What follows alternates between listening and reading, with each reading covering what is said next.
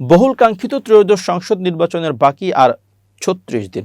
এবারের নির্বাচন অবাধ, সুষ্ঠু, গ্রহণযোগ্য, ব্যাপক ভোটার উপস্থিতি নিশ্চিত করতে চায় প্রফেসর মোহাম্মদ ইউনূসের নেতৃত্বাধীন অন্তর্বর্তী সরকার। এ লক্ষ্য অর্জনের সামনে অন্তত ৪টি চ্যালেঞ্জ রয়েছে। এগুলো হলো: কিছু আসনে কার্যক্রম নিষিদ্ধ আওয়ামী লীগ ও তার সহযোগী সংগঠনের নির্বাচন ভণ্ডুলের চেষ্টা, সামাজিক যোগাযোগ মাধ্যমে গুজব সৃষ্টি, নির্বাচনের অংশগ্রহণকারী দলগুলোর মধ্যে সহিংসতা এবং কিছু আসনে বড় দলগুলোর বিদ্রোহী প্রার্থীদের মধ্যে সংঘাত, সহিংসতার আশঙ্কা।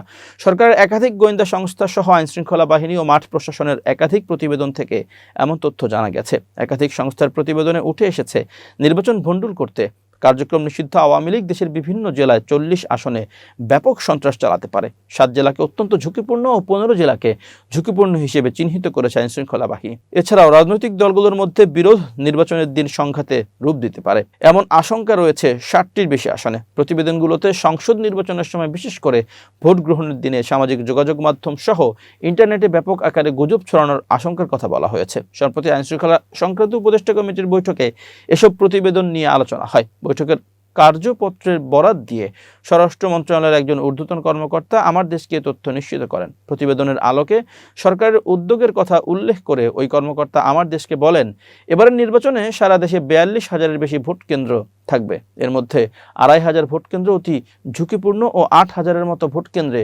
ঝামেলা হতে পারে এমন আশঙ্কা রয়েছে। সব ধরনের পরিস্থিতি মোকাবেলা করে ভোটারের পরিবেশ শান্তিপূর্ণ রাখতে কেন্দ্রভিত্তিক বেশ কিছু উদ্যোগের কথাও জানান এই কর্মকর্তা।